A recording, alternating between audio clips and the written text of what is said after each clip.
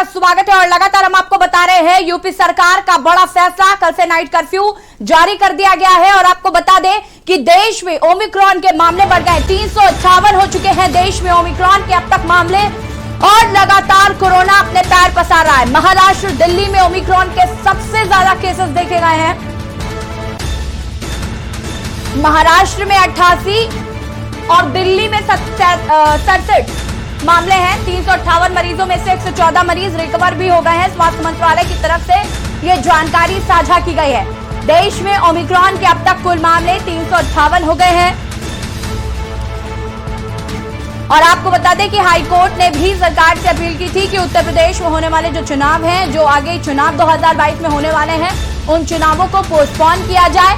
बढ़ते कोरोना के मामलों को लेकर हाईकोर्ट ने भी कल चिंता जताई थी। आपको बता दें कि लगातार देश में मामले बढ़ते जा रहे हैं और ओमिक्रॉन वेरिएंट के अब तक 358 मामले सामने आ चुके हैं। और इसी को ध्यान में रखते हुए यूपी में कल से नाइट कर्फ्यू भी जारी कर दिया गया है। यूपी सरकार ने बड़ा फैसला लिया है। आपको बता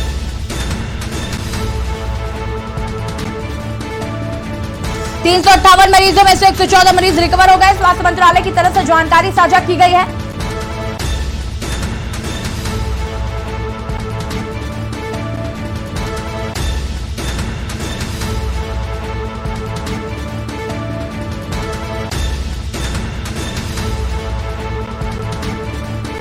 महाराष्ट्र में 88 मामले अभी तक कोरोना के ओमिक्रॉन वेरिएंट के देखे गए हैं। आपको बता दें कि देश में 358 ओमिक्रॉन के मामले हैं। लगातार कोरोना अपने पैर पसारने लगा है और ये चिंता भी जारी की गई है कि फरवरी के महीने में कोरोना अपने पीक पर होगा। महाराष्ट्र में 88 मामले हैं।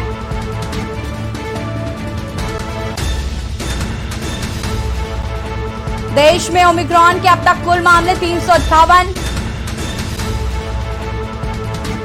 महाराष्ट्र, दिल्ली में ओमिक्रॉन के सबसे ज्यादा केसेस देखे गए।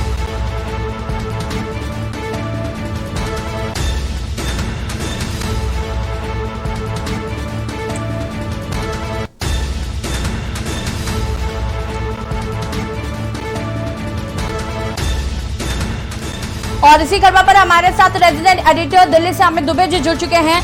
अमित जी, एक तरफ जहां देश में लगातार कोरोना के मामले बढ़ रहे हैं, साथ ही साथ अगर हम ओमिक्रॉन वेरिएंट की बात करें तो वो भी 358 मामले अब तक देश में देखे जा चुके हैं। लगातार जो सरकारें हैं वो भी कहीं ना कहीं ओमिक्रॉन मामले को लेकर सख्त नजर आ रही हैं और आज यूपी में भी कल से नाइट कर्फ्यू जारी कर दिया गया। सबसे पहले हम अगर ओमिक्रॉन वेरिएंट की बात कर लें तो ओमिक्रॉन वेरिएंट के जो मरीज हैं वो ज्यादा देखने को मिल रहे हैं। अब देखिए, दोनों चीजें नजर आ रही है। खासतौर पर अगर दिल्ली की बात करें, देश की राजधानी की बात करें, तो 67 मरीज जो है वो दिल्ली में ओमिक्रॉन के अब तक आ चुके हैं जी। और इससे ज्यादा संख्या सिर्फ महाराष्ट्र में 88 है, जहां से टोटल संख्या जैसा आपने जिक्र किया 358 है। लेकिन अगर हम बात करें तो दिल्ली सरकार ने तमाम गाइडलाइंस जरूर जारी करी है, लेकिन अब सवाल इस बात को उठने लगा है कि जिस तरह से ओमिक्रॉन लगातार बढ़ रहा है, ऐसे में 5 राज्यों में चुनाव होना है, तो उन चुनावों को लेके किस तरह की चीजें आगे सरकार की तरफ से या चुनाव आयोग की तरफ से की जाएंगी। कल अगर हम हाईकोर्ट की टिप्पणी की बात करें तो हाईकोर्ट ने कहा, निर्देश दिया कि अगर सरकारें चाहे, चुनाव आयोग चाहे तो चुनाव को 1-2 महीने के लिए टाल देना चाहिए। तो समस्या जो है वो लगातार बढ़ती जा रही है। सिर्फ लोगों की बात नहीं है, लोगों के लिए कई तरह के प्रतिबंध जो है वो लगा दिए गए हैं। क्रिसमस की बात करें, आप क्रिसमस में भीड़ नहीं कर सकते। क्रिसमस में जो है वो सेलिब्रेशन, सार्वजनिक सेलिब्रेशन नहीं कर सकते। न्यू ईयर का सेलिब्रेशन, उस पर रोक लगा दी गई है, चाहे वो हम दिल्ली सरकार की बात करें, तमाम अन्य राज्य सरकारों की बात करें। बड़ा मुद्दा यह है कि जो चुनावी भीड़ खासतौर पर हो रही है, ऐसे में लोग इस बात का भी सवाल उठाते हैं, क्या क्रिसमस और न्यू ईयर के सेलिब्रेशन से ओमिक्रॉन रुक जाएगा? बिल्कुल। चुनाव की रैलियों में जो भीड़ होती है, क्या उसका इफेक्ट इस ओमिक्रॉन पे नहीं आएगा? जी बिल्कुल, कहीं ना कहीं अमित जी, जब से ये खबर भी आई है कि अब नाइट कर्फ्यू जगह जगह लगाया जा रहा है, तो कहीं ना कहीं लोगों के मन में ये सवाल बिल्कुल उठ रहा है कि जहां रैलियां हो रही हैं, क्या वहां पर जो ओमिक्रॉन है वो नहीं पहुंचेगा और आम जनता जो पार्टियां नहीं कर सकती, 200 जैसे लोगों को इजाजत दी गई है कि 200 लोग ही शामिल हो सकते हैं, तो क्या रैलियों में भी 200 लोग? इस तरीके के सवाल उठ रहे हैं। कल हाईकोर्ट ने भी चिंता जताई थी और चुनावों को पोस्टपोन करने का आग्रह किया है। जी बिल्कुल, देखिए क्योंकि डिसीजन जो है वो चुनाव आयोग को लेना है। रैलियों को लेके किस तरह से किस तरह की दिशा निर्देश जारी करता है या चुनाव को आगे बढ़ाता है। हालांकि मामला जो है वो सुप्रीम कोर्ट में भी पहुंच चुका है। सुप्रीम कोर्ट इसे किस तरह संज्ञान लेता है देखना होगा, क्योंकि सुप्रीम कोर्ट अपने आप में ऑर्डर कर सकता है। चुनाव आयोग से भी जो है वो इंस्ट्रक्शन मांगी जा सकती है, सुझाव मांगे जा सकते हैं। तो ऐसे में यहाँ पे अगर बात करें तो सुप्रीम कोर्ट क्या कहता है वो सुप्रीम कोर्ट बताएगा। लेकिन बड़ा सवाल है कि मामले लगातार बढ़ रहे हैं। देश के तमाम राज्य जो है वो इसे लेकर प्रभावित हो चुके हैं। कोरोना मरीजों की संख्या की बात करें तो 6,650, जो अपने आप में एक बड़ी संख्या है। मरीजों की संख्या लगातार बढ़ रही है और ऐसे में किस तरह के दिशा निर्देश खासकर जारी किए जाते हैं, लोग भी उसका इंतजार कर रहे हैं। हालांकि तमाम सरकारों की तरफ जिसकी मैं लगातार बात कर रहा हूँ, खुद प्रधानमंत्री कल कोरोना की समीक्षा बैठक कर रहे थे, दिल्ली के मुख्यमंत्री बैठक कर रहे थे। तमाम तरह के दिशा निर्देश न सिर्फ केंद्र सरकार की तरफ से बल्कि राज्य सरकारों की तरफ से भी जारी किए गए हैं।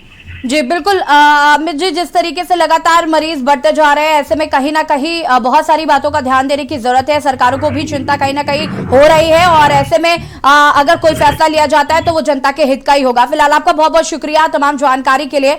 और यहाँ पर हम बात कर रहे हैं जिस तरीके से मरीज लगातार बढ़ते जा रहे हैं, पूरे देश में 358 ओमिक्रॉन वेरिएंट के सिर्फ मरीज हैं, बाकी कोरोना के अलग मामले हैं। आपको बता दें कि 358 सिर्फ ओमिक्रॉन के मामले देखे गए हैं। ऐसे में यूपी सरकार ने भी बड़ा फैसला लिया है और कल से उत्तर प्रदेश में नाइट कर्फ्यू लागू कर दिया गया है। रात 11 बजे से लेकर सुबह 5 बजे तक यह नाइट कर्फ्यू रहेगा। हालांकि इलाहाबाद हाईकोर्ट ने भी चिंता व्यक्त की है और चुनाव आयोग से आग्रह किया है कि इन चुनावों को पोस्टपोन किया जाए। हालांकि अब यह मामला सुप्रीम कोर्ट चला गया है, अब देखना होगा सुप्रीम कोर्ट की तरफ से क्या सुनवाई की जाती है। यहां पर वक्त हो गया एक छोटे से ब्रेक का, जल्द हाजिर होते हैं।